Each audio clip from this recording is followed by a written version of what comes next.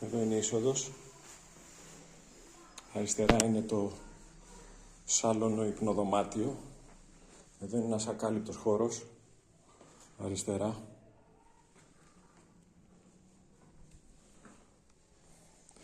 Συνεχίζουμε εδώ. Από εδώ δεξιά πάμε στην κουζίνα και στο σαλόνι. Το οποίο σαλόνι έχει αυτό το παράθυρο που δείχνει έξω.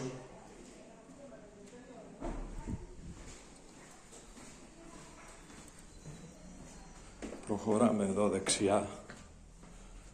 Εδώ είναι το μπάνιο.